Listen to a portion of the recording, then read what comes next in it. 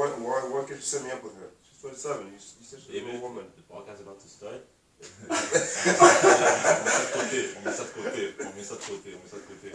this is for extras after them.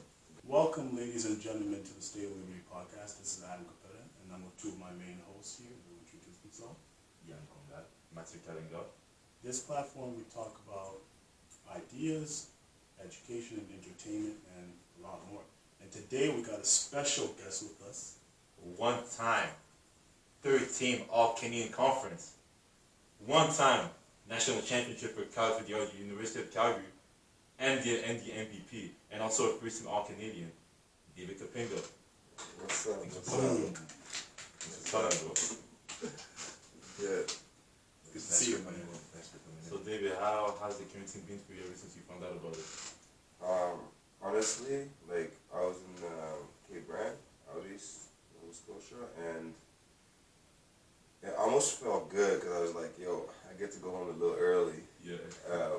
And obviously, like I've been away from home for a bit, so that's the good thing about it. But obviously, kind of like took everybody by surprise. Just like, you know, what if you're working, you can't work anymore, can't leave the house, like gotta wash your hands, like every time you shake someone's hand, like it kind of got crazy a little bit. But you know, I'm someone that looks at the positive of things, and the positive was I came back home and I get to spend time with my family. Yeah, especially someone for you, like you're always playing basketball out of the city, out of the country, doing all that type of stuff. So it must be good to be around your family more often than Exactly. every time, right? So you can take advantage of that time when you're around your family.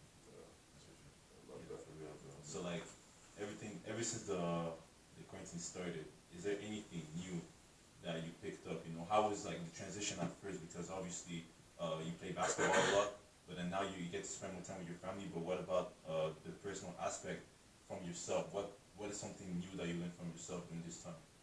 Yeah, that's a good question. I would say that when quarantine started at first, I put as one of my goals to finish my 2 online classes. Mm-hmm. So I have a French class and an econ class to graduate. So that's one of the personal goals that I, you know, put in front of me for myself. By the time this quarantine thing is over, to have graduated from UFC, because you know that's a pretty big accomplishment. Although it took me 5 years, it's something that I'm gonna accomplish before I move on to the next step. So that was the first thing. Second thing, I wanted to learn how to code websites. I know that you know, everything's gonna have a website. Every business is gonna have a website. So that's one of the things that I wanted to learn a little bit, and not intensely into it, because I think it's not something I necessarily want to do. But I do think it's something I want to challenge myself, and it's something that's where the world is moving towards, tech and the Internet of Things and all that. So I just wanted to understand a little bit of it. So that's one of the other things I did. And then lastly, I have a little project that I started with one of my friends, which includes, you know, artificial intelligence, computer vision, and all that. And that's one of the things that actually we're working on, and actually paying off right now, because we are having to look by a couple of investors, and maybe that will blow up. I don't know, but so I'm gonna come out from quarantine. That's real shit. You're gonna come out of quarantine like the super C3 out here, bro.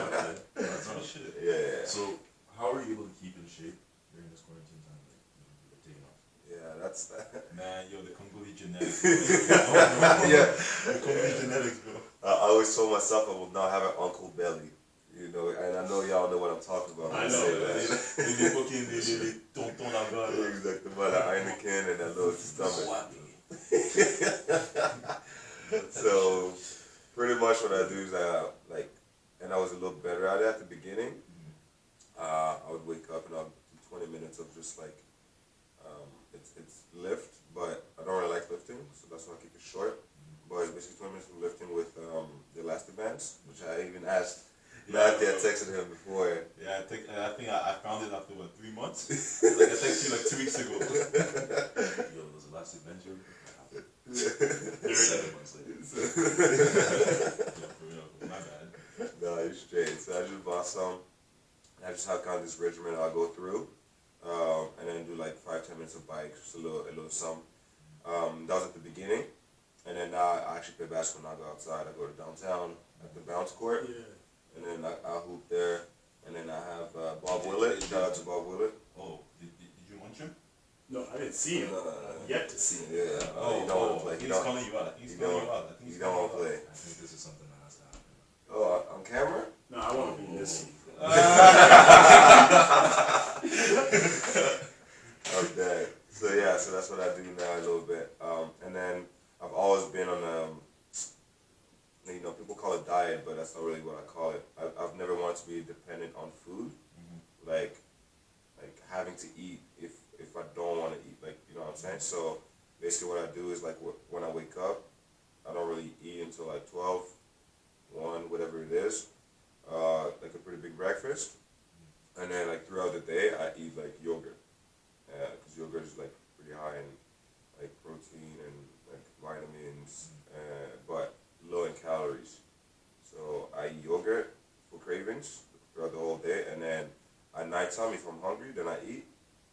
If I'm not, then I just go to sleep. Yeah, he's cool. Yeah, so that I think that's helped a lot because I'm not taking calories. You can't eat as an athlete when you're not an athlete. You know what I mean? Yeah. And I think that's the mistake that a lot of people do. Yeah, I mean, I'm a victim of that. I'm a victim of that. I know I'm a victim of that. I do not eat it.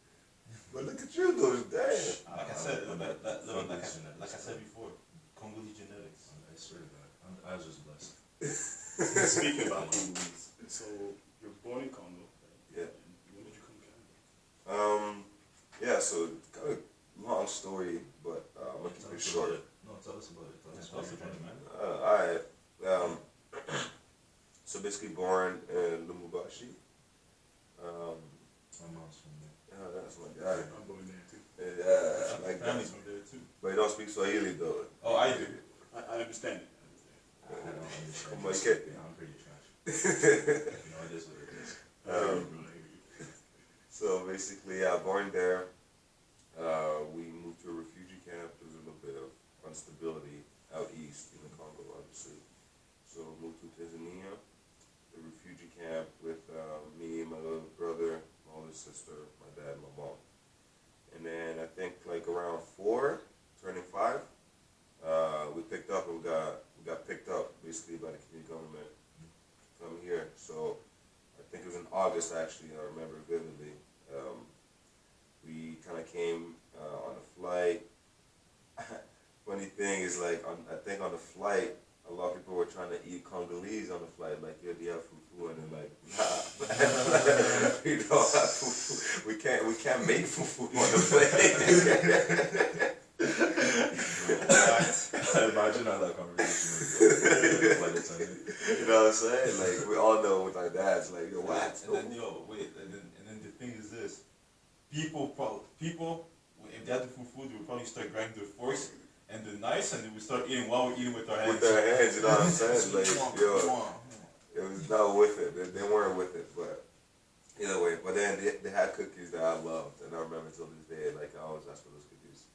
And then we landed in Ottawa, and then we got picked up by like government workers, and they basically like set us up at this motel, and like I remember like everything about the motel, like the pool in the middle, 2 floors. I know exactly where it's at in Gatineau. So we went across the river and went to Gatineau, since we spoke French. And why I remember it was in August is because I mean obviously I was turning 5 in September, but also it wasn't cold, and like that's one thing I think they try to do, like bring immigrants here like during summertime. Yeah. So it's not a big shock. You guys don't know what's gonna come though. You guys don't know what's coming your way. Exactly, you know what I'm saying? Like they don't warn you, like you don't know, you know what I mean? So that was a funny thing, and my dad is like so thankful for that. He's like, he's thankful that we came here, but he remembers like I'm thankful we came in August, because if you came straight in November, he'd be like, yo, bring me back home. But yeah, so basically 4:35 in Gatineau, and then we started Canadian life pretty much, and you know, started going to school, making new friends. And I mean, obviously it was a little bit easier for me because I have my little brother, so I didn't really feel the emptiness that like single child, or like when there's a big gap between children. I didn't really feel that loneliness of like, oh, I'm in a new country, I lost all my friends, and I'm Really? here. Even though you spoke a different I mean, we spoke French though, right? Because we come from Congo, and I think that's why they put us in Gatineau and not Ottawa, right? And I I feel like that's the best part about this country. Right? Yeah. Yeah, true. Yeah, you can take refugees from almost anywhere and Yeah. install them somewhere, You know, and they'll be able to flourish. No, you know what I find really appealing is that all of us, every time, once we all moved, we all started down east. Yeah. You know, we all started down east, like Ontario and Quebec, Mhm. right? Just because it's mostly francophone over there. Mhm. So that was a really good thing, and I think the government of Canada for that, because if not, I think my experience might have been a lot different. But then again, like I said, just because I had a little brother, Ben, I didn't have to go outside to make new friends for me to feel accepted by my peers or whatever. And then my mom didn't want me to go outside anyways. You know, his mom was like, Yeah. "Where you going? Where you going?" "I'm going to my friend's house." "Oh, where you going there? Why doesn't he come here?" That's cool. That's it. "He has a PlayStation." "Ah, okay. We'll see. 2 weeks later, you get a PlayStation. But the thing is, the PlayStation 3 already came out. Yeah. She got the lower one. Yeah. Yo, the funny thing was, I asked my friends for a PS2. They bought me that same GameCube that's chilling right here. But I remember back when I didn't even have a console. There was a controller that had games built into it, and you had to plug it into the TV. I remember that. So But is it the NES? I don't even Don't even know the name. I don't even know the name. There was one of them was a football game, and one of them was a hockey game. And bro, they looked like those, what's it called? Those '90s games that just started off. Yeah. Like all pixelated. Yeah. Everything squares. Yes. No circles. Yes. And like you have to go up and then this way and then up and then that's it. No, I'm telling you. So, struggle. following all that, when did you move to Calgary? I moved to Calgary, I think I was 11, turning 12. So we went from Gatineau, then we moved to Montreal for a year, and then we all moved here in like 2011, 12. By that time, there was already a full house. Like Oh, yeah. Eddie was there, Fitzy and Estelle was out there. Everybody. The Congolese family. Yeah. That's a whole, like, you guys can almost run threes out here. Yeah. You know? Straight up. You guys can almost run threes. Just throw me in there and then you guys are chilling. Yeah, I'm dead. But your family's a basketball family, right? Yeah, I would say so. Like, I mean, the guys play basketball, the girls not necessarily. But we also never pushed basketball on anybody. We never pushed music on anybody. Like, it's so funny because me and Ben and Freddie love Meek Mill. Yeah. Like, that's like, and like, I don't think I've ever told them that, like, that's my favorite artist. And like, I just remember when Freddie came back from out east. Well, the Kapingas, there you have it. David loves Meek Mill. Yo, that's my guy. That's my guy. Meek. I'm gonna be on stage with you one day. We're gonna speak that into existence. Yeah, I got to. visualize that And shit. that drew you too, but we'll talk about that later.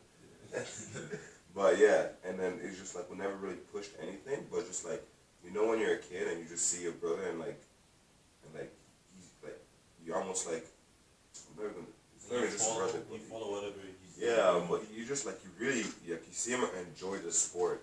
Yeah. So you want to try. It's not even like, I like the sport already. You're just like, this person is doing something that like, and look at the smile on his face. This thing must be fun, so let me try it. And then once they try it, they have the same fun, and they're like, oh, I like it. And that's really what I like about like all of us. Is like, as much as we're alike, we're real different. At least listens to some classics, some old music. Like Esther is different. Esther is different, but like, just like our tastes are similar, but it's so different, and it's actually like a super cool. It's a cool Mix. mix. Yeah, It's a cool mix. It's a cool mix, man. So that's a good thing about like big family. I'm sure this guy would know too. This guy could probably run, Yeah, fives five, out here. They full can court. run full court, With man. subs. No, yeah, 2 subs at least. They can have 2 subs, a GM, a coach. They can have rest. Hey, but you know what they say, big family, big problems. Yeah, dang, yeah. Oh, man, But you were the youngest, aren't you? I am. Yeah, I so know yeah. about that one. I used to live with just me and my mom and my little brother, and then now I live in a house with my dad and like 7 other people. Yeah. I'm suffering. Yeah, in your room, right? Yeah. Close the door. Close the door. I don't know Watch out, I'm chilling out here, bro. I got a whole house out here. I got my own basement, yo. No, I'm chilling. Nobody's bothering me. Can't relate. Okay. Let's get back on topic. Okay, All right, Ben. When were you introduced to basketball? And what introduced you to basketball? Bigger than better.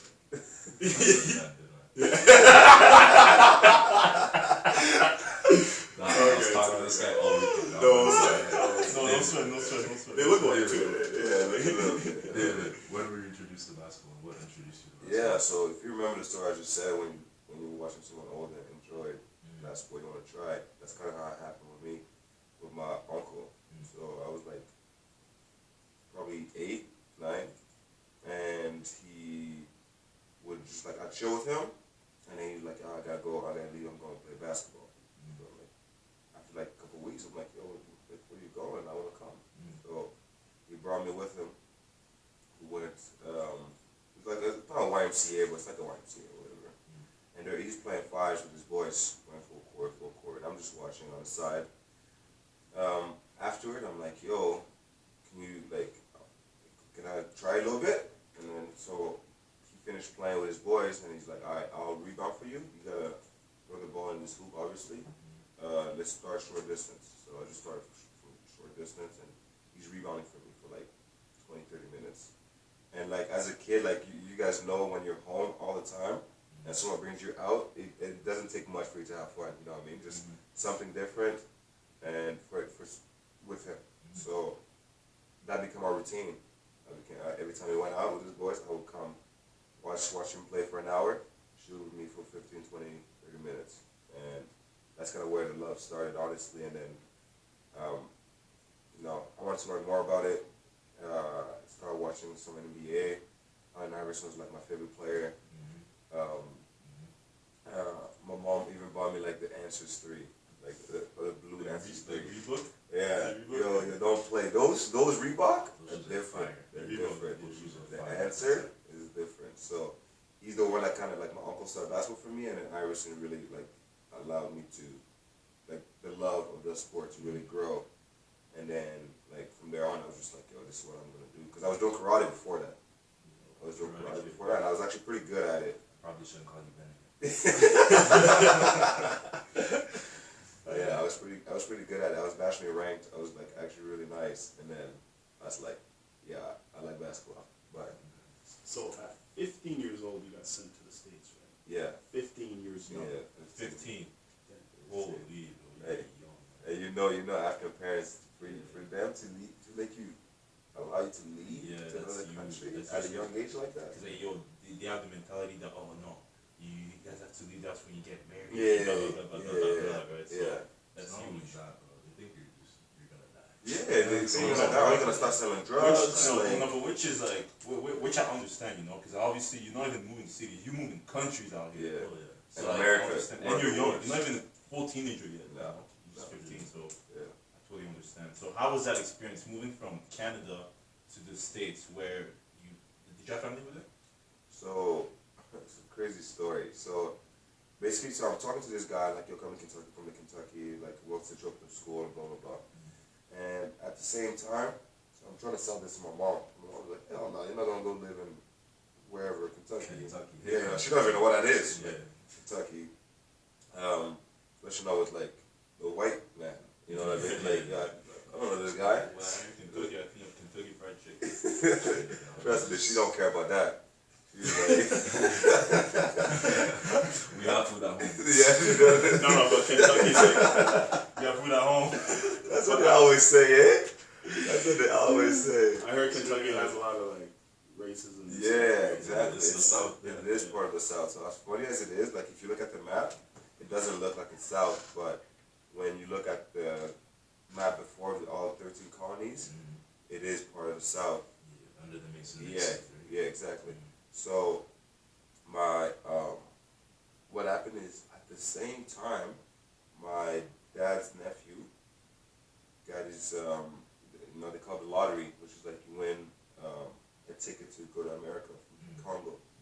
So because of that, I was like, yo, like he doesn't know America. I know a little bit about America. So I can help him, and then I need an adult, and he's an adult, so I can live with him. So basically, just like those two things coming like together is what allowed my mom to be like, all right, I can send you that, because she actually really liked the nephew, and yes, it is true the nephew would need some help accommodating, because like you said, like Canada is different. Yeah. You can go to Quebec and like, all right, we can speak English, go here, or speak French, go here. In the United States, It's it's not like English, that, period. You know what I mean? It's not like that. It's a lot Exactly. harder to accommodate. Exactly. A lot harder. Yeah. So it made it easy for him. And then obviously I was a pretty responsible guy. Like my mom, like I think she even said if it was Ben that came first to do, it's not happening. If it was Fred, it's not happening. It's not happening. No. But because it was me, and like I was very quiet, I was pretty mature. And you're focused. Yeah, I was very focused, right? So they were like, all right, like go. And I remember like at the airport, like I had all my bags and all that, and my mom started crying at the airport. I was just like, yo, I'm not going anywhere. You know what I find funny about all this is like, they start crying when, you're 15, you leave countries, right? But our parents, when they were young, they left their home since they were like 16 to go to school in like maybe Senegal, pretty much all over Africa. Boarding school. Yeah. Exactly, and they didn't come back until they were like 22. You know, it's like you come back in December for Christmas. Yo, You know what I mean? Like they don't come back until they graduate. Yeah, it's crazy because back then you're not picking up your phone to call your parents. You don't have that. No, there's none of that. You know what I mean? That's crazy. But honestly, like that was the moment where I was just like, yo, I mean a lot to this woman. Yeah. And she's trusting me to go and get busy there. So I was really, really focused, and I was focused for a long time. But so you're not focused now?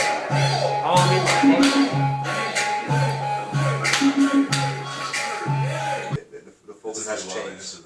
Yeah. Yeah, I wanted to answer it properly because the camera's in front of me. I can't be saying nothing crazy. I ain't trying to put you on blast though. I'm not trying to put you on There's blast. nothing to put on But blast. moving forward, after all that, you're in the States, you're putting in work, and you make a decision to come back home to Calgary. So tell me the transition from that and where were you mentally, on the court and off the court. And was the competition different? Yeah, so in America, like the competition is different, but the only reason why it is because they have 10 times the population. Like to me, that's one of the big reasons. You can't tell me that if there's 10 times the population, you're not gonna find 10 times more better players. Okay. It just makes sense statistically. You know what I mean? Like if we had a house full of 10 people and then another house of 100 people, you probably find 10 times more stupid people in the other class than you know what I mean? It goes both ways. So that's one of the reasons. Second thing though, why it also amplifies why there's better players in America is because of the culture. So they put a lot of money into basketball. Like kids, especially in Kentucky, like places like Indiana, Kentucky, like Basketball's their main draw, right? yeah, I was gonna say like small towns, Yeah. right? It was just like I grow up and like I go fishing, like horseback riding, quadding, and then basketball. Like I need something to do It's throughout the year. it's like those small towns even down here in Alberta, like Cardston, Yeah, those type of places. When we played those guys, they were nice. flame jelly. Dirty. Oh my god, It was they all were fundamentals. nice. All fundamentals. Exactly. Like we came in, we thought it was gonna be easy, but they were so. They all look like scrawny white guys. Like, Yeah, yo. That's one thing I respect about the States, man. Because I remember back when I played football, we'd go down to the States and play a game, and the entire city would come out. yeah, Right? yeah, The entire city would come out and support their team.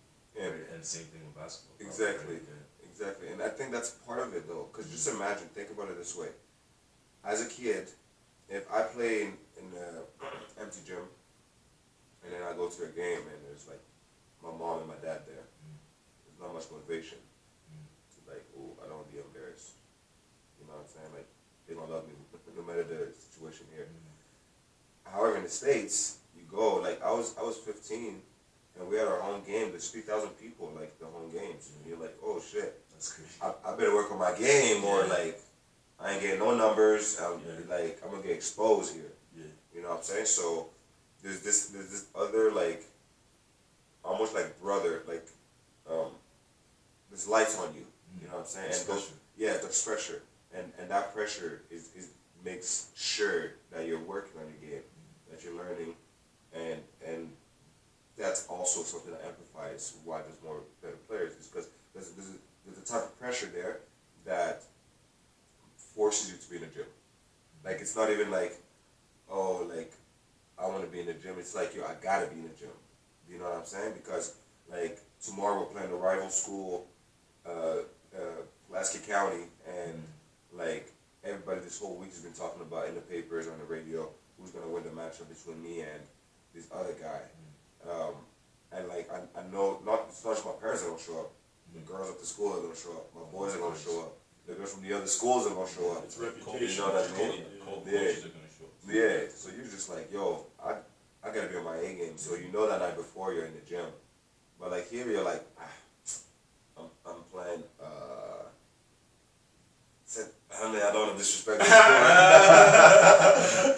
I don't want to disrespect the school. I'm playing Scarlet. You know, yeah, I'm playing Scarlet. Shout out to Toby. Yeah, you know what I'm saying. Shout out to Toby, man. And that's the only reason why I said that, because I know Toby can take it and he knows it. On his defense, when Toby was at Scarlet, they actually had a really good winning record. So shout out to Toby, man. Yeah, shout out to Toby. You held it He was down. probably the whole team. You held it down. Yeah, he was. Yeah, but you know what I'm saying. But like, I was at Mary's and like, yo, I'm playing this school where like there are no ballers in that school. Like, he's a hockey player. He's a soccer player. Where? When I was here, like you know, I played like some like I don't know Wisewood or like no disrespect again. And then you just like, what's the motivation on getting better when you're already better than them? And no one is trying to like take their game to the next level to step up to you. Yeah. So you're just like I'm gonna keep doing what I do, the normal thing, my 2 hours in the gym. But in the States, you're like, you do 2 hours in the gym. Let's just say it right now. You do 2 hours in the gym every day, and then you go play a team, and then they smack you. What do you think is gonna happen after that? You're gonna work even harder. Yeah, yo, the 2 hours becomes 2.5, 3 hours. Yo, I ain't doing enough. I ain't, you know what I'm saying? I ain't doing. But let's just say here, I do my hour and a half a day, and then I go and be a team by 30, and then someone asks me the next day, yo, come to this party. Yeah, I might even drop the hour and a half. I'm like, shit, I'm good. Like, I'm already good. Nobody's gonna compete against me here. So, and that's the thing. Like competition, like makes better players, makes better companies, and that's why America is like the #1 economy in the world. Is just because there's so much competition based on their size, but based on everything else also. So, do you think that competitive drive, is it something in the water, or what? How does one other country, like Canada, get better competition amongst players? Yeah, I think things are getting better. There's a few things I think that comes with the psychology of players. Number one, I need someone to teach me the skills. So that's getting better. We get more and more players down south, more and more like known players, more successful players that become coaches here, and then they can teach our kids how to become successful. So that's number one. I need someone to teach me. And then and next after that is the environment, right? It's like, all right, so I need good teammates around me, good competition around me, and then that means that every time we battle each other, we're just gonna keep getting better, right? Every time. So people to teach the kids, and then the kids compete against themselves after that, and then find new innovations for themselves. But lastly, which is two more things that's very important is the marketing of it. So now basketball has gone so much bigger and so much better because we've had few NBA players, Canadian NBA players, right? And then they're displaying those guys. Andrew Wiggins, like all his games were on TV, right? When he went from Kansas to Cleveland to Minnesota, right? All his games were on TV. Jamal Murray, Tristan Thompson. Yeah, you know what I'm saying? So like there's something to be said about like seeing someone like you make it, and you're like, oh, it's possible.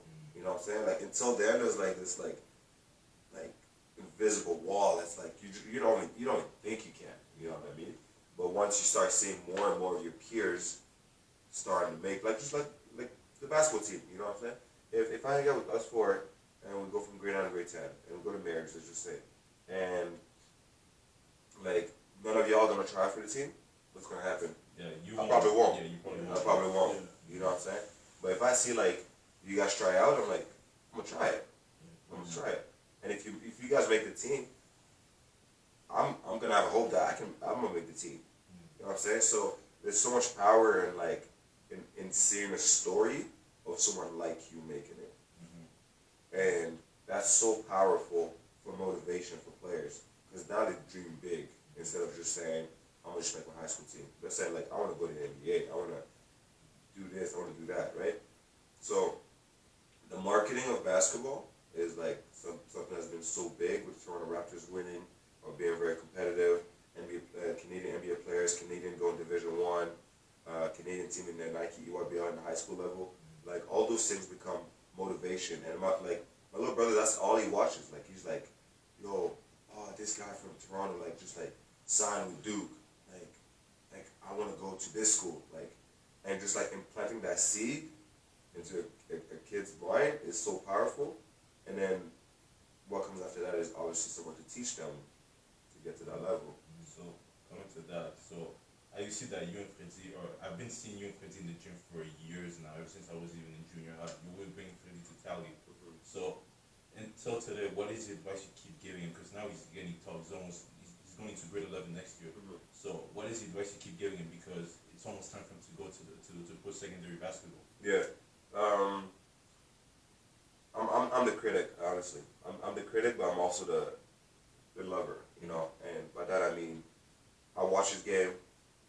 I tell him he sucks at this, and that. But I don't just end it there. Because then after that, we'll make a plan on how we're going to work on this, and that. You know what I mean? Like right now, what is his weakness? Is shooting. You know, he's a good dribbler. He's pretty physical. He needs to shoot better. So as soon as he came back from his trip, I gave him a plan. So we took a video. We made like a drill of like 7 minutes, and it's just at home. It's just a home thing because we're working on the top part of the shot. So just like the hand, the release, and the offhand. So that's I want to keep. Always gotta keep it simple with players. Always keep it simple, right? Because if you keep it simple, they can see it. If you complicate it, that means that you have to be there every single time they work on that thing. Because as soon as you leave, there's too many things to think about. They're not gonna be able to do it by themselves. Right. So you gotta keep it simple so that he can be accountable for himself. And that's one thing that I always told him is like, I'm here to help you, but like I won't be like, yo, did you your shooting drills? Yeah. Like that won't happen. So yeah, you know, it's funny they say that because there's a saying that my mentor told me. He said, you can take the horse to the water, but he's always gonna drink it. Right. So I think this is very powerful, very good message. Yeah. So basically that's what we're doing, right? And so I gave him the 7-minute drill, and I told him I want you to start with set of 1. That's one, like basically doing twice a day. Twice a day. Whether you play basketball or not, that's what you're doing. So now he's been doing it for I guess 2-3 months now. And already he's saying, yo, my shot is so much better. Like everything is straight. Like it's straight now. Before the ball would spin this way sometimes, air ball that way. And you know what I'm saying? It's crazy. Yeah. But it was like I'm just saying like, yo, how do you spin the ball? yeah, you know what I'm saying? That's how much his offhand was playing a role in the game, in the shot. Like his offhand would almost like do this, and so then the ball would start spinning this way. So it was so weird, right? And that's just what he thought, right? What he thought was real. So we worked on that. So we got the upper thing. Right, there's a little tweak that we need still to make to it, because sometimes he shoots from above his head, and that means that now the shot is going to be flat, because it's hard for me to go this way. It's going to be easy for me to do this. So now sometimes he's short and flat in the mid-range area. So that's the next thing we're trying to fix. But then after that is, so we got the hands, we got the upper body, now we got to work on the lower body and connecting to both. So that's actually our phase that we started last week. Yo, it's I was actually watching a Kobe Bryant interview yesterday, and he was talking about that specific series when he played the Jazz. And you know that sequence where he made three elbows in a row. At that time, he wasn't stressing. He said, "Okay, now I just need more legs because my shot is right on target. I just need more legs to be more consistent and Yeah, that's cool. You never get on yourself too hard. Yeah, just figure out a way." Because like figure out the way. just figure out a way because like to improve your game, it's not necessarily having a brand new crossover. You just gotta make a small tweak, Yes, yeah. and that's how you just improve your game. Yeah. Just a small tweak. Keep making small tweaks. Yeah, Until it's perfect. Yeah. that's it. So David, like, how do you, there's something about you. You have this calmness about you when you play. And not a lot of players can have that. You know, something I feel like you have to develop yourself. So how do you play like that? Like you're very calm. Like you have your own pace to the game. Like how do you do that? Yeah. That's a good question. Honestly, I don't even know if I can answer like if there's a specific thing, but like I've always been someone that's like never been really high or really low, like emotionally. And sometimes it's a good thing. In a crisis, it's a good thing, but sometimes it's a bad thing because if you're with a girlfriend, she wants you to be high, like to show her that you really love her, like yo, yeah, that's my babe, that's my girl, like, or like anyone, like that's my like they would like you to be To show that yeah emotion, to show that emotion, and I'm not really good at that, right? So there's the good and the bad of that. So that's one thing about me. Yeah, but on the basketball court, not being too high, not being too low. That's It's important. exactly It's where you wanna important. be, right? Yes, it's important. Yeah. And then I think maybe it comes from just like um, there's just understanding that like just as a refugee, I always understood that my situation was like not the worst, not the best. You know what I mean? So I was always happy, not happy, but I was always like understanding, Content. yeah, content a little bit with like where our family was. I wasn't like my mom made sure I wasn't jealous of people based on just the stories of like why are you going to your friend's house? Why is he not coming here? And like, oh, can I go eat at my friend's house? Like there's food here. Like she really implanted like, and I think this is what like immigrant parents do a pretty good job at. And some kids understand it, and some kids go actually the complete opposite way. Is like I'm trying to provide the best I can to you, and you shouldn't be jealous of someone else because that's not your situation. Absolutely. And that's one thing that I'm just like that I brought into basketball, of like if I'm down, I'm not looking at them like, oh yeah like flexing and all that. I'm like, yo, like we have a job to do, like we're gonna do that job. And that's something that's really allowed me to go far, I think, be a better leader, I think, because it's allowed me to make better decisions, because I'm not really thinking emotionally necessarily, because emotions it's a second, it comes and goes. Emotions change. No, you're right. Like Kobe had this one series where he was up like 3-2, and then they asked him, the press conference asked him, like, Kobe, how do you feel? You should be feeling good. He's like, nah. I was like, the job's not done. Yeah, so totally, you're definitely right about that. Yeah.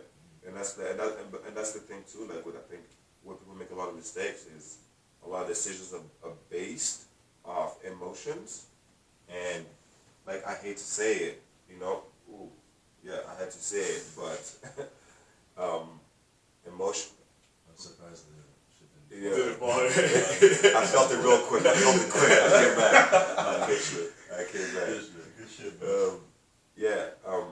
Emotions is something that lasts a second, or maybe 5 seconds, or maybe 10 seconds, whatever it is. But it's not something that will stick or stay. So if you make a decision based on something that won't stay, like you're gonna switch decision pretty much, because once that feeling leaves, then you're like, oh shoot, this is not what I really wanted. This is actually what I really wanted. Yeah, I think that's a big problem with these shirties all here.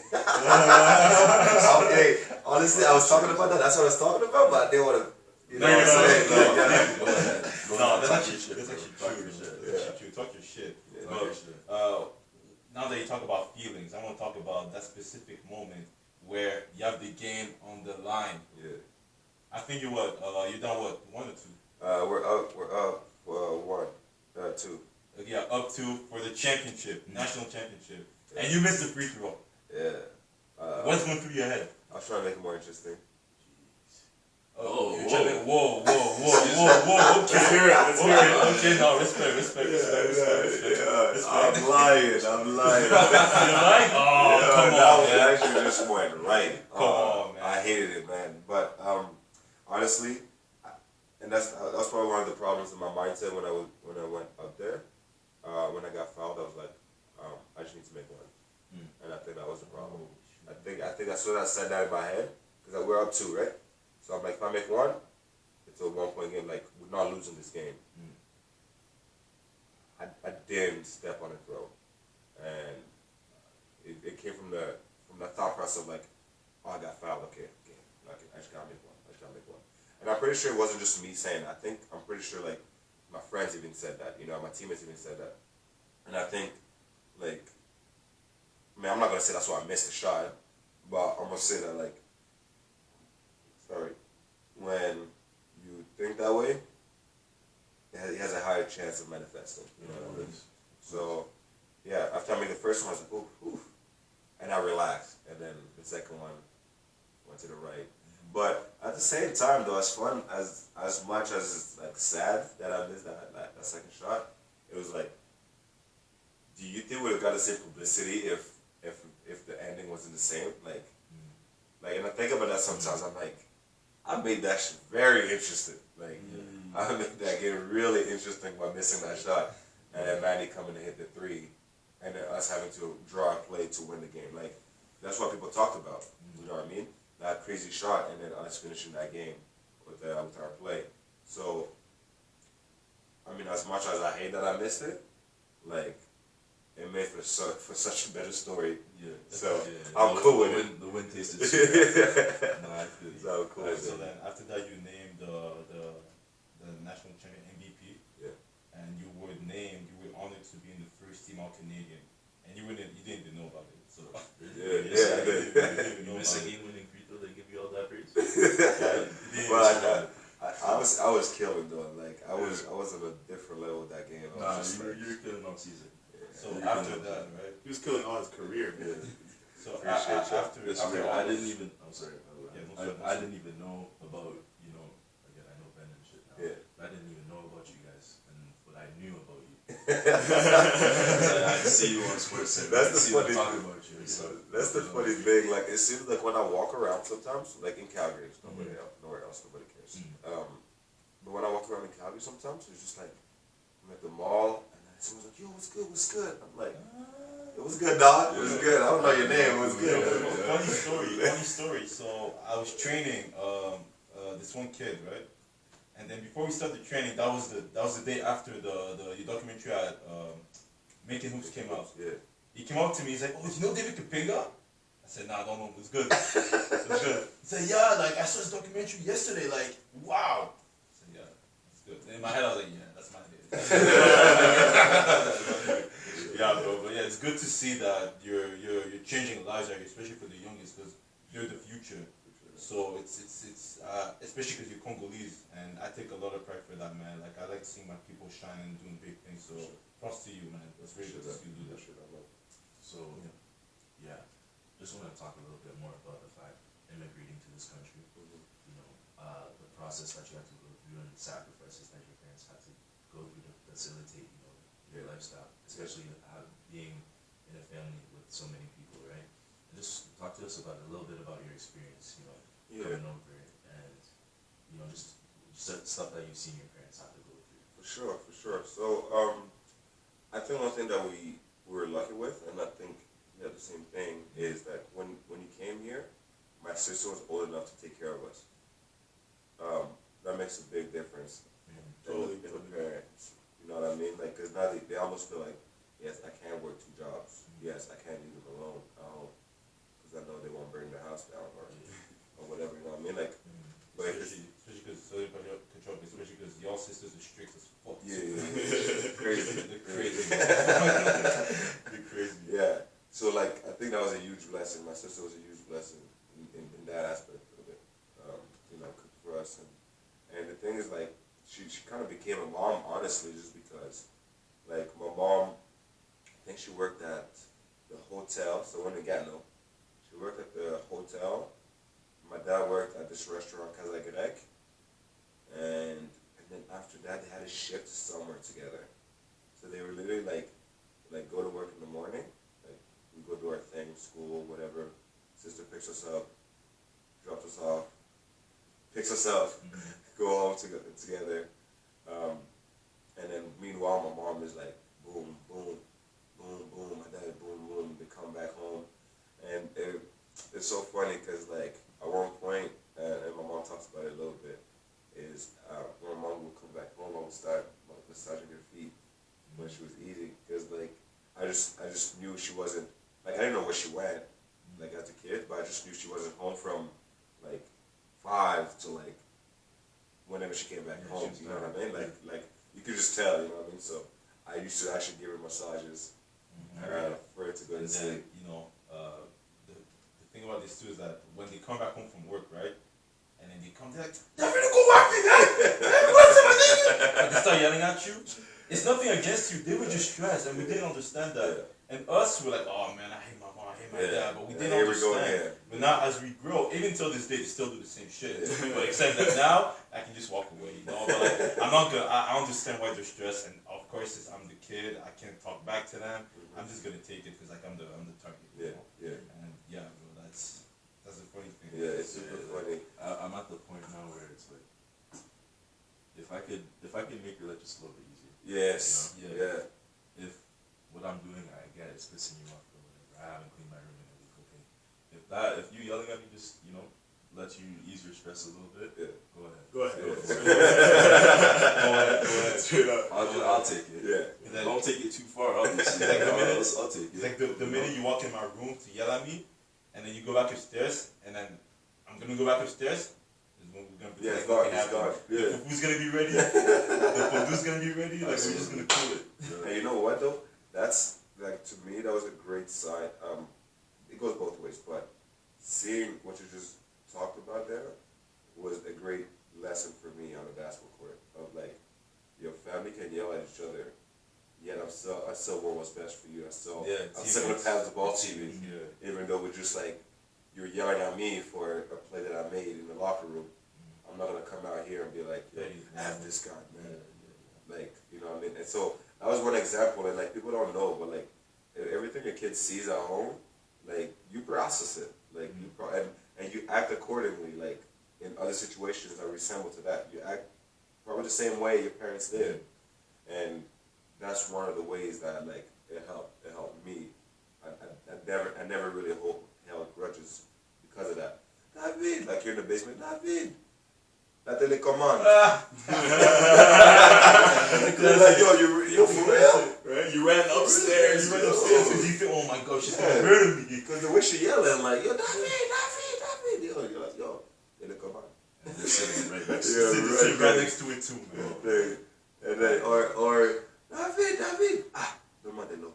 Yeah. And then you bring in water, you drink it, you're about to go back downstairs. David, go give me more water. and this time put ice in it. It's so funny though. It's so funny. No, please, no, thank No, you. not nothing. Not nothing. Yeah. Yeah, I'm still kind of salty. I like it. Man, just by looking at you, if I didn't know you and I see you, I would know you're one petty ass. You look petty as hell, bro. You look petty as fuck, bro. I really am. Look at the camera. Look at the camera. He looks petty as hell. So, David, just to before we wrap this up, tell me your top 5 NBA players of all time. It doesn't have to be in order. Just give me your top 5. Like, best players? Yeah, Yeah. best players. Yeah. LeBron, Michael. AI, right? He didn't make the cut. Yeah. That's the childhood favorite. Did it make the top 5? AI? Yeah. Allen Iverson? Yes. Hell no. Top 5? Top 5 ever? Your top 5. Your Bro, top 5. your top Like, 5. my favorite players? Yeah. Your favorite players. Yeah. Okay. We can do both though. We can do both. Yeah. Give us your top 5, and then who do you think is the top 5 greatest players? Okay, so that's what I thought the question was. Yeah. So we can my do top two, 5. two, Okay, yeah. I'm going to do my top 5. Yeah, you top 5. Giannis. I got a Giannis drawing for Yeah. Yeah. well, it's at home. But It's at home. I mean, I don't really like a guy like that to put him on my room, but I got like three. three. I got He's good. Not that good. Yeah. Don't get too Yeah, sell it. yeah. I mean, I don't want to wake up and see a guy in my room. it's David, so you know he deserves it. You know? I feel you. You wake up in the morning, you look up, see a 6'11", You know what I'm saying? Like, light skin, 200. imagine if you had a girl. Imagine if you had a girl in your room, like, and every time she wake up, you knew that guy is more sexy than you. And you know what I'm saying? Like, Hey, but like, Come on, man. You know but what yo, I'm saying? David, we don't, David, we don't know if you had a picture of a girl instead of Giannis, there would have been a bigger issue. if I had a girl, if I didn't have a girl, I'd be fine. Oh, okay. Get back to the question. Back to the question. Top five. Top five. Top five. Okay, so Kyrie, AI, Giannis. Next one's a little tough. I really like Damian because he's cold, composed. Mm-hmm. That's really what I like. Mm-hmm. And then, can I put it like, okay, I'll go, because I don't know between LeBron, Luka, and Steph. I don't know who I put. Okay, so that's your favorites. Yeah. Now, who's the best? Top five all Top time. five all And time. we need Okay. top. This is where the debate's gonna start. I know you've been filming for like an hour. This is where it's really Yeah, gonna it's start. good. Alright, I got Kareem. Okay. I got LeBron. Okay. Is this in order, by the way? No, Okay. no. That's pushing way more pressure. Yeah. Kareem, LeBron, MJ.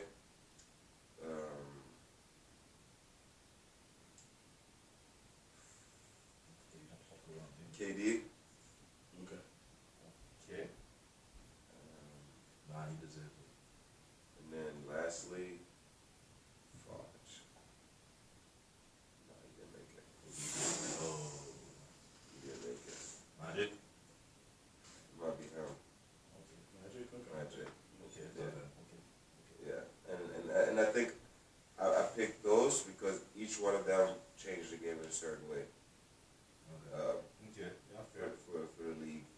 I can do You know, that. I feel that. Kareem with the big man, Mm. MJ with the one-on-one, LeBron being a team player, KD with no position, just a hooper, Tall point guard. and then Magic just like the greatest leader probably. Probably, yeah, that's it. Yeah, but you know, for the best leader, I think the best leader is going to be Damian Lillard. Damian? Yeah. Also? Like even if he didn't win championships, but Damian Lillard, like as a leader, you see him like he has no ego. You know, he cheats on his teammates. He's loyal, and he was also voted by the best leader by NBA GMs. I get that. I get that. But That whole Damian Lillard thing, like I'm gonna just put that aside Yeah. because you said something that I think we have to attack. You put Kevin Durant in your top five all time. yeah. I need you to elaborate because I know there's people that are gonna be watching this like, what the fuck is this guy talking about? Yo, what? I agree. I'm KD will be top 5 eventually. He's not right now. I think KD is like the greatest basketball weapon Ever, right? ever. Yeah. The thing is, I agree with you too. I just have to play devil's advocate, Yeah, right? yeah. Because I know there's gonna be a flurry of people. I mean, I get that, but like the thing is like, and this is the question you gotta ask people, like, who do you put above him? You know what I mean? Like Absolutely. you can make a statement for Kobe, you can make a statement for Bill Russell and those guys. There's no one else after that. Like, I'm not putting no Larry Bird. Sorry, bro, you're not making it. No, but He'll cook Larry Bird. Cook him. No, Absolutely. I completely agree with you. You know Me what I'm personally, I think Kevin Durant might be a better scorer than Michael Jordan. Yeah. Oh, for sure. Yeah. For sure. Yeah. There's not one person that can stop him, No. right? In the history of the NBA. Yeah. The biggest defenders of all Exactly. time. And There's then not one. but on top of that is like the thing with him is people say offense. Yo, he'll play defense. Yeah, Like, his defense. he's not gonna lock nobody up crazy, but like yo, His defense. you know, like you're not just He gonna ain't no score on scorer, him. yeah. Yeah, you're not He just ain't gonna no score on him either. He ain't no scrub. Yeah, so Absolutely. that's what that was. And then coming to Damien, so I'm gonna answer it with this. I'm gonna ask you a question. Okay, so you have who's a really good guy, really good guy. Okay, you think Steve Jobs, okay, he's a worse leader than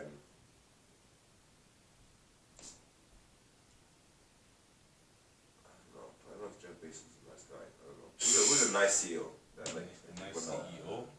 Bill Gates. Yeah, Bill Gates? Yeah. I mean, to an extent, he was. But you think Okay, Steve was. Jobs is a worse CEO than Bill Gates? My answer to that is I don't know because I don't have any information on both of these guys. So Uh, I actually wouldn't know. well, pretty much they're both people that became billionaires within their own tech companies. Mhm. Except Steve Jobs is known for and notoriously Yeah. known for being a dick. Epic, yeah, Oh, I didn't actually didn't know that. Yeah, Yeah. like he's an asshole. yeah. Like his people on his own team that like helped him get to where he is. Like he'll look at you in your face and chew you out Yeah. for nothing. And I guess that was a bad example, maybe. But like the thing with the Damian Lillard is like, to me, a leader does two things: is obviously rallies the troops, but also gets it done. Absolutely. So like the fact that he won't win it, Yeah, he to won't me, win for it's it. a knock. Okay. It's a knock to his leadership. Okay. Absolutely. Do you see what I'm saying? Like, and it's not saying like he's not a good leader. It just would be hard for me to say that's the best leader when he didn't get it done. You know what I'm Fair, saying? fair, fair. Because like, what are you leading? What are you leading them? Two words, exactly. You know what I mean? Like you can say I'm a great leader, I'm a great guy, but then we lose every war. Am I a great leader? Not really, no. You know what I'm saying, True, right? True. Right. So I think I don't really agree with that statement based on that. Okay, fair. I- Fair. You made a good point. You made an absolutely good point. I think Dame Lillard is a good leader. Maybe not great, obviously. He still has a lot to prove in his career. Yeah. But I think we need to give him the credit where it's due, right? Yeah. He hasn't really had teammates like that. Yeah. And when he did, they were all are already up in age For her. or hurt, right? And yeah, I just feel like Dame Lillard is someone who is extremely underrated. Yeah. Extremely I underrated. completely agree with that. Because again, he's not working with a lot. He's Yeah. probably the best scoring point guard in the league. Yeah, probably. Yeah. There's a case. To be made. Yeah, another case. He's top three. He's top three. I James think- Harden, James we can't take. I don't know. James Harden is not a true point guard. He's a point guard. He's a No. PG. No. He's not a true point guard. I don't care if he's a true point He's guard. not a true point guard. KD's not a true small forward. It doesn't matter. He started at James Harden started as a shooting guard. Yeah, because there's Westbrook. Yeah. And then it's No, like- even before that he was a shooting guard, but now he started they put him as point guard because he's the focal point of the offense. You know, so that's why. He's not the a true point point guard. guard. He's the- He's not the I true don't point care guard. about true He's balls. No, He's but not a if true you, point if you guard. look at the definition of a point guard, right? He's the guy that starts the offense. He's Yeah. the guy that brings the ball up. He's Here. the first man back on Here. defense. You know. It's like saying LeBron's not a true point guard just because he's 6'9".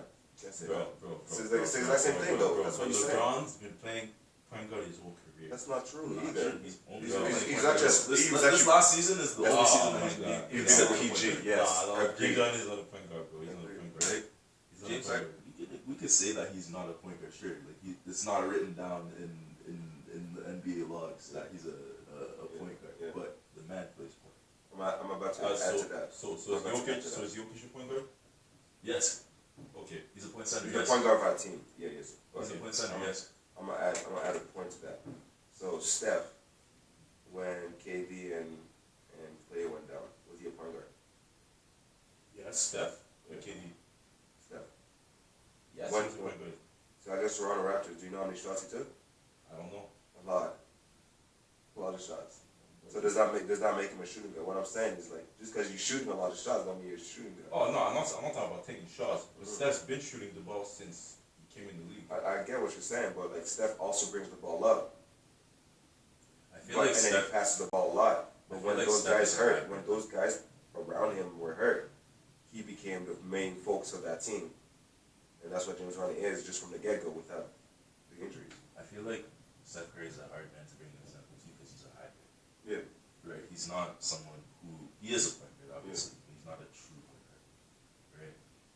And same thing with I feel like James Harden might be even more of a true point guard than Steph Curry is because James Harden facilitates his offense. Yeah, yeah, He facilitates the offense for the entire team. yeah. Right? And that's what a point guard does. You're not just getting your own shot, you're getting everyone else on that team. You're the person who's getting their shots for them. Like Steph Curry, the whole team is built to get him shots.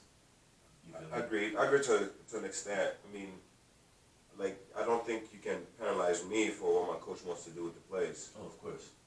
But then, if you look at within the offense, Steph comes off screens, like with the ball, and I think to me, like, I mean, I'm not gonna say that's what makes a point guard, but I mean, a point guard is someone that makes plays to lead over a team, and if I can save Steph energy by not letting him bring the ball, I'm gonna do that. But at the end of the day, I know with 2 minutes left, he's bringing the ball up. And I know James Harden with 2 minutes left, he's bringing the ball up. I know LeBron with 2 minutes left, he's bringing the ball up. I know Jokic. On that team, 2 minutes left, I'm taking it. Iggy? Yeah, oh yeah. Iggy? Oh yeah, Iggy can take the last shot. The last shot? Yeah, he can. Yeah, I will kick it. I will kick it out to Iggy. Over Steph? Oh, Yeah, yeah. I would. Steph admitted that, though. He Yeah. admitted that Iggy's a better clutch shooter than he is. Really? Steph. Bro. I didn't hear that. Yeah, you got to take out the receipts. And Yeah, camera, okay. yo, when you edit Oh, it, There was somebody that admitted that Iggy was a better oh, clutch not shooter. somebody. There It was- changed. it was- It Because like I remember that first take episode. Who was it? I remember that Yeah, first take I episode remember that- I remember where that Max episode. Kell was talking about Iggy over Steph. Like he actually. Who was it? Draymond? No. It was Iggy. It was Iggy. Oh, it was Iggy himself. That's Yeah. it. Oh, No. so- It was the question was on first take, who would you rather take the last shot? And Max Kellerman said, I'd take it. What's it called? And he says for the fate Andre of the Iguodala. universe. Fate of the universe. I'm taking Andre Iguodala over Steph Curry to take the last shot. And honestly, I agree. So, David, But yeah. to wrap it up, But we're what? not wrapping it up now, but Yeah, you don't wrap it up, we still apparently. got- We still got a couple good shit to talk, a couple of stuff to talk about. Still got a little bit of time. But yeah, let's keep going. What do you have to say to the youngins? No? Any advice, any piece of advice that you have to give to the Any youngins? piece of advice?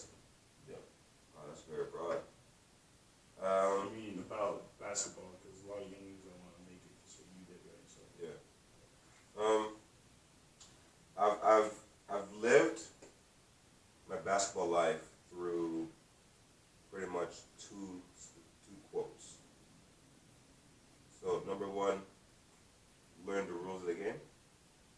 Number two, manipulate the rules of the game. The rules of the game. So, by that I mean, if you have a coach that doesn't like 3-pointers, don't be stupid and shoot 3-pointers.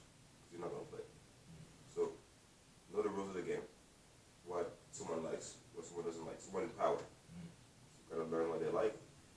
And then second of all is you gotta use what they like to your advantage.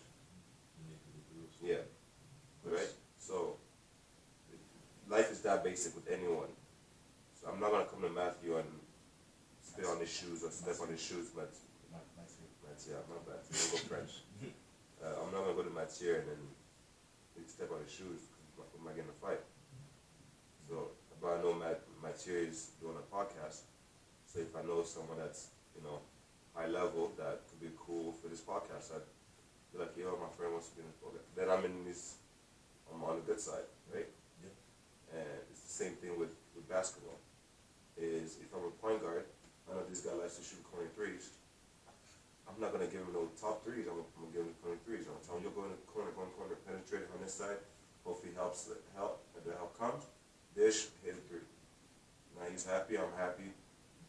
I'm a leader. So now when next time I tell him, yo, what the fuck, why didn't you double team, or why did you push him left when I told him to push him right? He's said that he's gonna take it because he knows I want what's best for him because of what I've showed him, right? Same thing with the coach. If a coach says, yo, I need you to be a point guard, I don't want you to take no shots. I just want you to be a point guard. That's what you have to do to get on the court. If the coach says, I want you to shoot more shots, that's what you gotta do. But that's being said, but at the same time, most coaches don't say no to a made shot. Oh, absolutely. Right? So Absolutely. if a coach says, I don't want threes, I don't like threes, But you hit 6 threes in a but row. you hit 6 threes in a row, you might change his mind, you know what I mean? Yeah. So, know the rules, manipulate the rules. Those are 3 things I would say. Good shit, yo. That's a really good piece of advice that I can use we can use to the kids. We're gonna coach at SMB because, man, Oh, by the way, you're also a coach, right? You coach. Yeah. Yeah. I'm assistant coach right now at CBU. So what I wanted to ask you, what were the reaction, not reaction, but how did girls treat you before and after you won the national championship? No comment. I was just playing. Like, was it easier to, Dave Kapinga, let me do my shit. I was about to say Bender too. Um, I think when it came to girls, like I'm pretty closed off. Like I'm pretty private. So, like during that time, like before, you know, I'd probably say I had a thing with someone, and like I was just low key. I don't really shoot my shot, like all these stuff. Like I don't really do none of that. I don't like being out there necessarily, which when I won a national championship made me out there. Like it put me out there. It wasn't even me wanting to be out there. It put me out there. But that also like because I like to be private. That also kind of made me a little bit more reserved because I don't like to be out there, and it's like almost like someone pushed me out there, and I was just more like, oh, I really gotta be careful now with what I do with anything, whether it's girls, whether it's and with who I'm with, like I just gotta be a little bit more careful with that. I want to know, what were these girls telling you? I know what you want to know. Freshmen on campus, right? You're coming in, you got your national championship trophy. Yeah. Shorty's coming up to you. What are they saying? Oh my gosh, just David, congratulations. Oh, we saw you on TV. Yeah, things like that. But at the same time, too, at UFC, what I liked is like, I got a basketball in my room, but I can give it to you if you come in my dorm. yeah, I'll sign it for you. I've never been in anyone's dorm, but my boy's Prince. So no lie. Pause. Pause. Good thing you said that. Good thing you said that. And I didn't go in. He had to pick up something, and we left. Word. That's what it was. We're on campus, but no, like on campus, like UFC is so good because I came in from like kinesiology building, so it's all athletes pretty much there, and people that know me and all that. So like there was no like craziness about it. But yes, when we went out and all that, like I heard even more like, oh hey, what's up, David, or hi, David, like, and then I don't know the person's name, so that happened a lot more often. Yes, after winning a national championship. So what you're saying is it was a lot easier to get pussy after you won your national championship. Nah, I'm just this guy's gonna be dirtiest little. Nor deny Or admit. We don't want to incriminate you. Okay, but yeah, it looks like that's all the time we have for today. Yeah, man. Thank you for coming out. This is David Kapinga, guys. Thank you for coming. Appreciate y'all. Content dropping out soon. Go watch his highlights. Appreciate Go y'all. watch his documentary, The Last Walk. Damn. The Walk On. Yeah, even I forgot. I was thinking about The Last Dance. I was like, The Last Walk. So we'll put his social media down below. We're going to put the social down below, with the link down below, and you'll be able to see it. With that being said,